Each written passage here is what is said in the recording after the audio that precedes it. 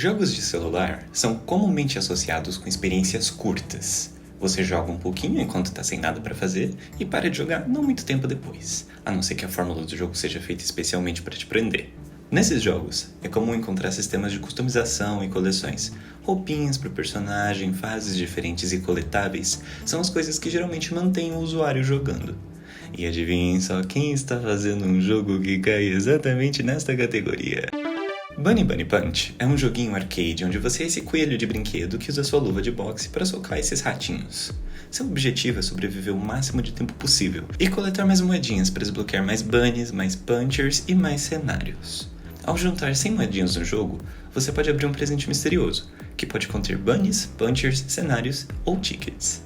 Primeiro, uma classe entre 3 é dada a ele, enquanto você dá os primeiros cliques. Os itens desbloqueáveis não se repetem, então você não precisa se preocupar em jogar 50 mil vezes num gacha predatório até conseguir o item que você quer, depois de ter 1 zilhão de cópias daquele item que você não queria. Ao meu ver, ficou um equilíbrio interessante. Você tem a opção de conseguir os itens por sorte, mas ao mesmo tempo tem a opção de pegar os itens que você quer a qualquer momento, coisa que você raramente vê em jogos com algum aspecto gacha, e mesmo quando vê, quase sempre são apenas por formas extremamente escassas ou impossíveis de se obter sem uma microtransação. Os tickets podem ser comprados com dinheiro real, mas só jogando você já consegue alguns, tanto pelos presentes misteriosos quanto socando ratinhos.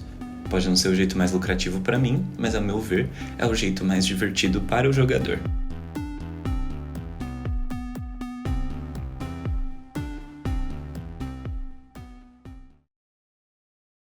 O ponto que eu quero realmente trazer é: em que momento os jogos de celular perderam prestígio? Uma grande parcela das pessoas que jogam videogame de maneira mais afinca não dá muita bola para jogos de celular, e eles têm um ponto.